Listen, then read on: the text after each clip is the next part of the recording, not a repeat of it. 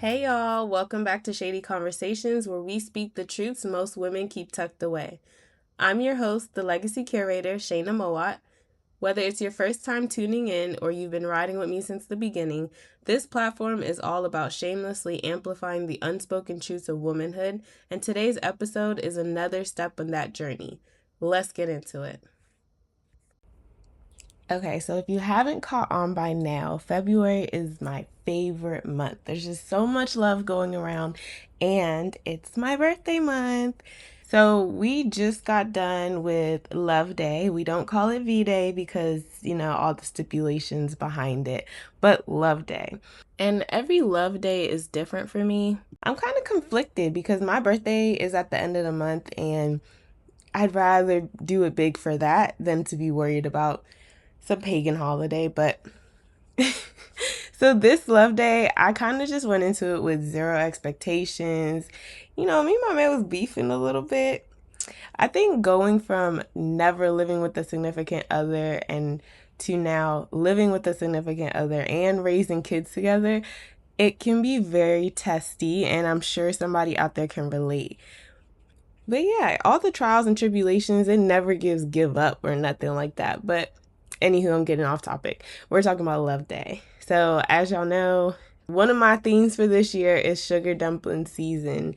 And I just want to love and be loved and do the things that I love. And so this Love Day, I decided that I was going to give flowers where flowers were due. I had no expectations as far as like what I was doing with my relationship plans for Love Day, but I knew that I just wanted to pour into other people. So for my 8 a.m. workout class on Saturdays with the Darrow, I decided to put together a cute just a little gift with a handwritten note for the ladies and a little rose, giving the girlies their flowers. And it really touched my heart because some people were like, oh, this is the first gift that I got on Love Day. We're calling it Love Day. This is the first gift that I got on Love Day. And some people said this is probably the only gift that they're going to get today. And they just really appreciated it. Just the thoughtfulness of it, I think. And that really warmed my heart. So it was a great start to the morning. And then I had an open house for my newest listing. And a lot of people were like, why would you throw an open house on Love Day? Like, nobody's going to show up. But it was actually a really good turnout. And to anybody out there who's an entrepreneur, like if you have an idea, just go with it. Just do it. It might seem abnormal. It might seem like bad timing, but just go with it, because one of the good things about doing an open house is that even people who are unrepresented at the time, they can come out and see the homes as they're starting their home buyer journey. And I actually had like 3 guests that were like that. And that's actually good news for me as well, because it gives me an opportunity to gain new clients. But yeah, just another reminder to just do it. And I love what I do, so I'm glad that I did do an open house on Love Day. So with me having zero expectations around anything else for the day, I was surprised because after the open house, I came home and there was flowers and chocolates and a teddy bear. And even though we were into it a little bit, like it felt good to just know that he thought about me.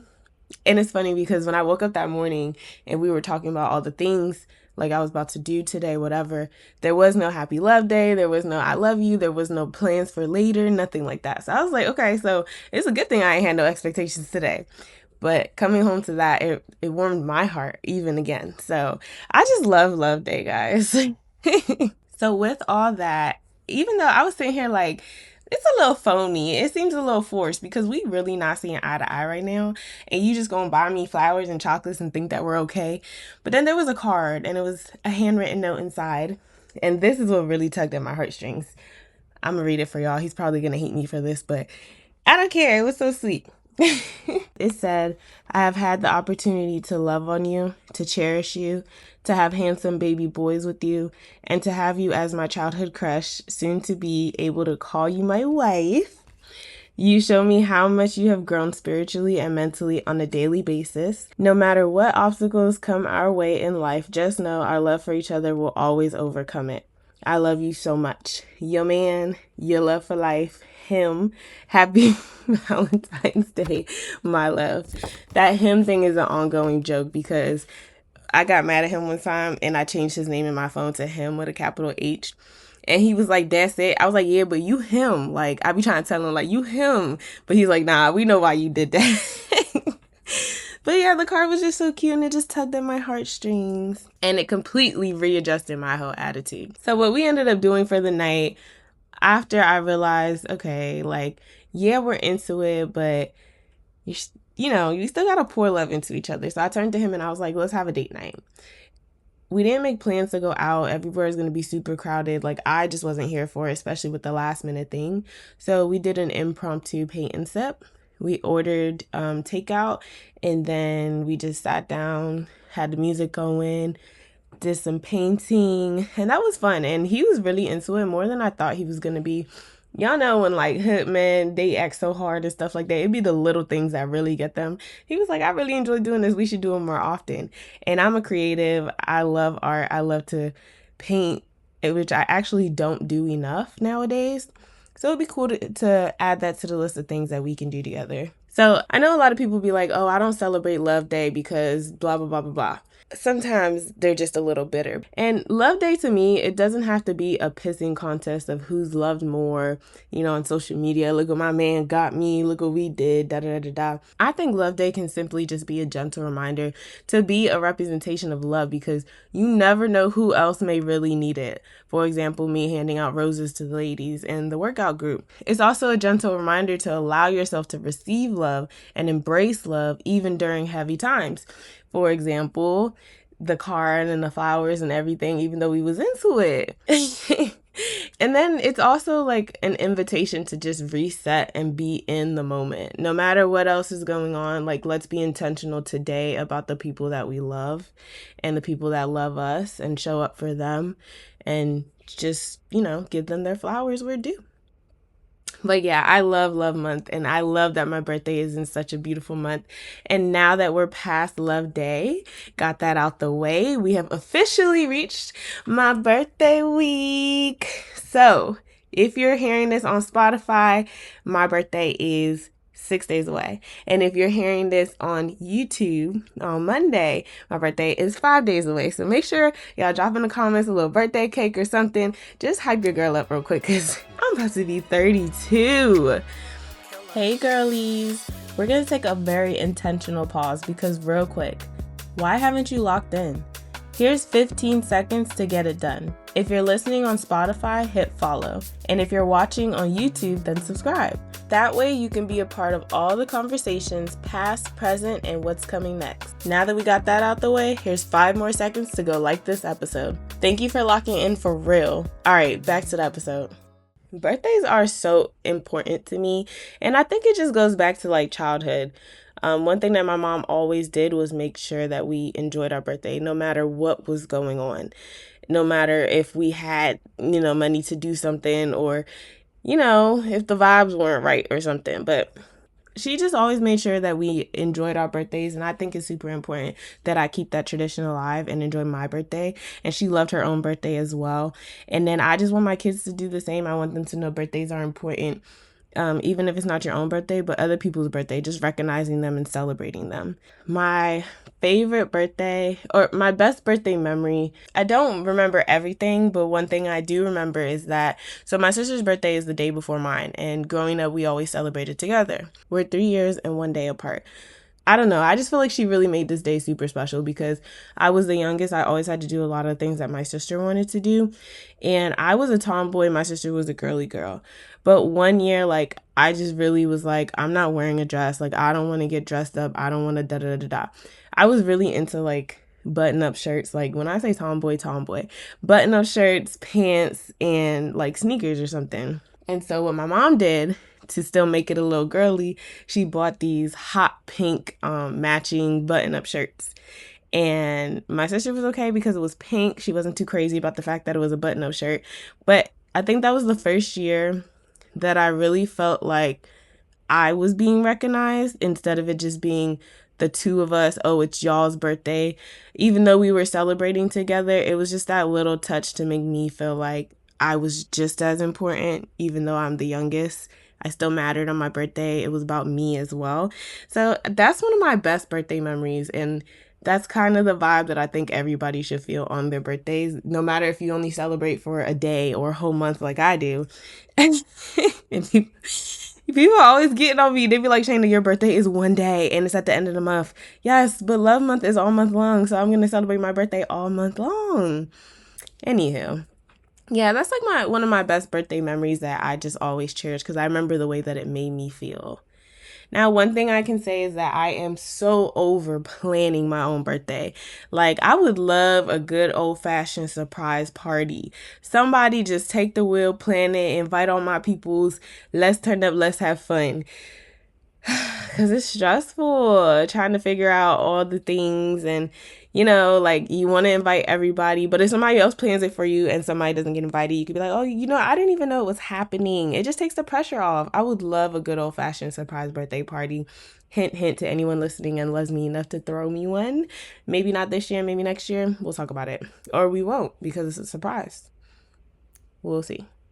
So if I look back at like my most pivotal years, with this being my 32nd birthday, I think my most pivotal years, okay, for sure when I was 12, because that's when I realized, well, that's when we found out that my mom had cancer, but also that's the year that I got baptized. I really wanted to do that. After my mom got sick, I felt like, I didn't know what was going to happen. I wanted her to be here for it. And so it kind of pushed my decision, but it was a decision that I stood on and I still stand on. And then 14 was a pivotal year for me because that's when my mom passed away. I think 25, though, was like the best year. Like, it's when I started to really, truly feel like an adult. I really, truly started to understand myself. I was enjoying life. And, I think 25 is pivotal for a lot of people. It's like a turnaround season. It's where you start to think about what your 30s are going to look like, but not too much pressure because you're still in your 20s and you're still having fun. 25 was a good year. And then, of course, 30. Like, I woke up 30 just feeling so damn grown. Like, can't nobody say nothing to me. Can't tell me nothing. I'm an adult, baby. Like, yeah, I'm 30. I'm grown. I'm in there. So now 32, it doesn't really feel like much. It does feel like another year that I am blessed to see. But I wouldn't say it's pivotal. But again, every birthday is important. So let's just talk about like things that I'm leaving in chapter 31 as I enter into chapter 32. First and foremost, I'm leaving phony acts of love for the sake of keeping the peace for other people. You know how like sometimes you're just doing things to appease people, even though it's really going against how you truly feel or like, and it doesn't even have to be no beef or nothing like that. I just want to stand firm on where I stand on things. And I no longer want to just show these phony acts of love just because it'll make you feel better. No, because right now I don't feel good about this. So I'm leaving that behind. I'm leaving behind procrastination. I've been doing very good since the beginning of the year because it's something I put on my vision board. Not to say that I won't fall slack sometimes, but I'm going to show myself some grace. But I definitely want to leave procrastination behind once and for all. I feel like that's something that people say over and over and over. I want this year to be the year that I rid myself of procrastination. I want to leave behind the I will do it myself attitude. I don't want to do it all myself. Like, I want to do it together. I want to have a team. I want to share the load. I'm leaving that behind. And I left that behind. I'm going to claim that one. I will not be doing it all myself anymore. And this is a big one, reaching back while moving forward. One thing that I tend to do a lot in life is try to bring people with me.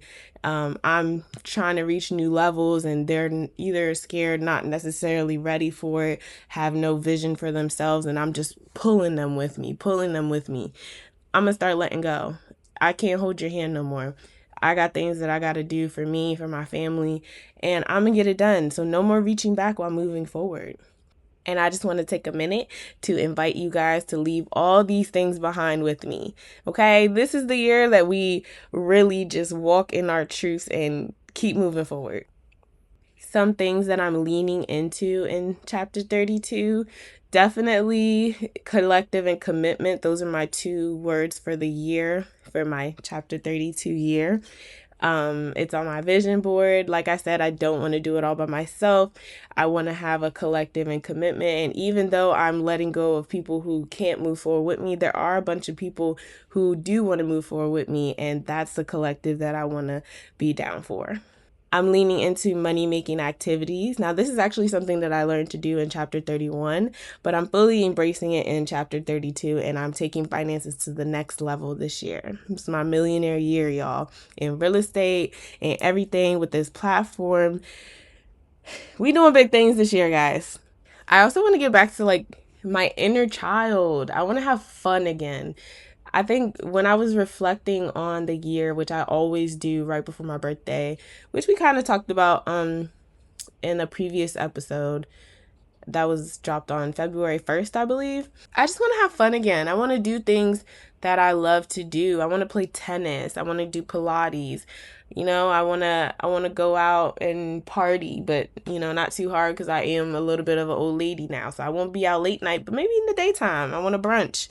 I want to go to arcades. I want to paint. I just want to be free. I want to have that beginner's mindset, never afraid to just do something, just diving in, failing, and getting back up and getting to it, learning from it.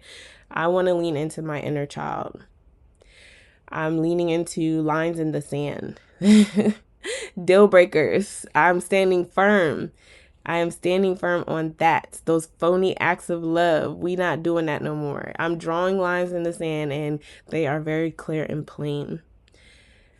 I also want to lean into uncapped production, not limiting myself, just making sure that I'm just doing it all because big things are coming for me, guys. Y'all keep hearing me say this, but it's coming. I just have this feeling. So I definitely want to lean into uncapped production and not limit myself. This break could be yours. Yes, this moment right here. If you're a brand, business, or creative, building with purpose and looking to connect with the community that actually listens, Shady Conversations is your space. We don't do random ads over here. We collaborate with brands that align, care about impact, and want to grow with us. Your brand could be featured right here during our episodes, highlighted across our social media platforms, and welcomed into a community that values authenticity, faith, growth, and real conversations. If you've been looking for a sign to put your brand in rooms where intention meets influence, this is it. Like I said, this break right here could be yours. Email that'ssoshaina@yahoo.com to find out how you can become a Shady sponsor. And let's build something meaningful together. All right, back to the episode. I don't know if you guys do this, but I do this every year. I like to search up and see what that year means for me. So now that I'm turning 32, what does the number 32 mean? So the number 32 can symbolize progress and enlightenment, and sometimes considered an angel number associated with divine guidance and clarity. And I'm feeling clear. I'm feeling very clear in the things that I want, clear in the places that I'm going. Now, a lot of it is fearless faith, and I don't really know exactly where it's going, but I can see the vision and I feel clear. I don't know how I'm going to get there, but I know where I'm going. I wanted to also see what the number 32 meant spiritually because it did say angel number, but in the Bible. So what I found was that generally, 32 is associated with lessons of seeking God's wisdom and promises, his guidance and protection, and also joy of confession. And y'all, I thought that was so deep because here I am on a podcast where we're shamelessly speaking truths that a lot of women, keep tucked away. And there's a joy in that. There's this joy of confession. I feel free. Other women are feeling free. We have a couple guests coming on and they're super excited. Well, they've expressed that they're super excited. I'm not just putting words in my mouth, but they're like, I got something to say and I want to say it. And I've been thanked already for creating this platform. And I'm just super excited to see where it's going to go as we have these conversations. So I am definitely seeking God's wisdom, guidance, and protection because I'm diving into my gift of dream interpretation as well. And I don't know what that looks like, but I have a lot of dreams and they mean a lot of things and I'm ready to see where that's going to go too. And I'm just walking in expectation of abundance. Like, I keep saying big things are going to happen, and I'm expecting it. I went into Love Day with zero expectation. I'm going into chapter 32 with a whole bunch of expectations, an expectation of overflow of blessings, an overwhelmingly amount of blessings and abundance that I could even imagine. So as I was doing this deep dive into what chapter 32 means spiritually, I came across some verses, some Bible verses, and I did go back and read them, but I don't like to preach the Bible to anybody, so you guys can go read these on your own. But these are 2 chapters that I want to apply to my life in this season. The first one is Numbers chapter 32. And so this particular chapter emphasizes themes of collective responsibility, keeping promises, and commitments to God's plan. Now, isn't it crazy that on my vision board for chapter 32, my words were collective and commitment, and that was done at the top of the year. And here I am in February getting confirmation as I'm diving into what chapter 32 means, what the number 32 means. And this book is specifically saying that it's about collective responsibility and commitment to God's plan. Like, things like this is so mind-blowing to me. It's just the confirmation. So that's Numbers chapter 32. I definitely want to apply that to my year. I'm going to study it. I'm going to try to live by it. Y'all, show me some grace, okay? Show me some grace. But I definitely want to apply it. Okay, and then in Psalms chapter 32, there's certain key themes. One of the themes is the weight of unspoken sin. You guys, unspoken truths. Let me say that. Now, sin is one thing, right? Sin sounds like such a harsh word, but sin can be a decision that you made or an experience that you went through, and here we are talking about it. So like I said, one of the key themes in Psalm chapter 32 is the weight of unspoken sin.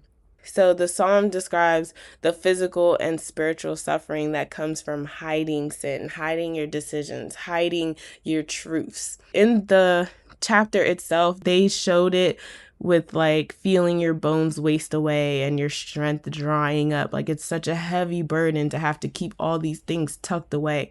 And here we are on Shady Conversations speaking about it. Whew, that's heavy, guys. Confirmation, y'all. Confirmation. Okay, and then another theme in Psalm chapter 32 is the joy of confession, which kind of just plays right off of the burdens. So you're releasing the burdens and you start to feel the joy of confession. And it celebrates the deep happiness that follows confession when one admits their sins to God, their truths. And then it kind of just leads to the forgiveness and of guilt and shame. You guys, we are shamelessly moving out here in chapter 32. Okay. Now, you don't have to be 32, but you can get on this wave, right? You could definitely get on this wave. To me, this was just confirmation that everything that I'm doing right now is in the perfect season for it. Had I waited, had I ignored my calling, I wouldn't be here at chapter 32 doing all the things that I'm supposed to be doing. Another theme in Psalms 32 is that forgiveness is a gift.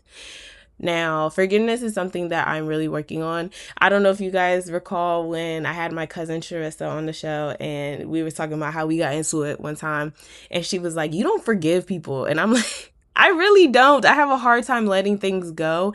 And it's not that I'm angry with you, but I want you to understand that you made me feel some type of way. And it's not like I have to have an attitude with you or anything like that. I just want you to know that what you did wasn't cool. So now I'm moving a little differently.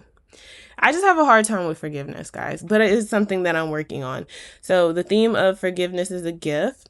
So Psalms 32 uses multiple words for sin to show its different aspects. They say things like willful rebellion, simple sin, and iniquity. And then it proclaims that God forgives them all when acknowledged. So, if you speak about your truth, speak about your decisions, speak about your iniquity, speak about your willful rebellion, speak about your sin, once you acknowledge it, God is forgiving you. There's a bigger peace and blessing in knowing that God has forgiven me than there is a fear in the world knowing what I've done. So here we are, guys. And we're just getting started. I have a lot to share. I know there's a lot of women out there that have a lot to share, and there's only so much more coming for this platform. But this is where we're starting. It's a new season. It's a new year, and we're just getting to it. Okay, I'm almost done, guys. I really want you guys to go back and read these books, Numbers chapter 32 and Psalms chapter 32. Maybe we could talk about it. You can leave some comments and we can get back to it. If anybody out there listening, does like Bible study or something, or wants to, because I need to get better at understanding the Bible, but there's certain things that I do pick up on. Anyways, if anybody out there wants to start a group or something, let me know. Maybe we could do that. Okay, so then there's also a theme of guidance and protection. And so the Psalms chapter 32 encourages people to seek God's wisdom and promises his guidance and protection for those who confess their sins. I'm not going to go too deep into that. That's pretty self-explanatory. And that's what I'm doing right now. More confirmation. Okay, and then the last theme is a call to action. So Psalms 32, it ends with a call for the faithful to rejoice in God's forgiveness and to be glad in the Lord. There's a peace that happens when you know that God has forgiven you because you've expressed your sins, you've expressed your truths, you're walking in your purpose, and I get to live a happy life, a life that I love afterwards. And that's all I want to do in my sugar dumpling season, Chapter 32, we up. I just wanted to quickly share that with you guys. My birthday is on Friday, so make sure y'all reach out and tell your girl happy birthday. Yeah, this was just a short little episode, a little mini-sode, if you will. But we will be back here next week. Thanks for tuning in. As we wrap things up, I just want to thank all of today's listeners for sharing space with me today. If today's conversation spoke to you, I hope you give yourself permission to sit with it, speak on it, and heal through it. Remember, she has an intentional destiny yielding, and this journey, it's yours to own. Don't forget to subscribe, share, leave a review, and follow us on Instagram and YouTube at That's So Shaina. If you're ready to be a guest or a sponsor, tap in. We're building this platform together. Until next time, stay shady, stay grounded, and keep the conversations going.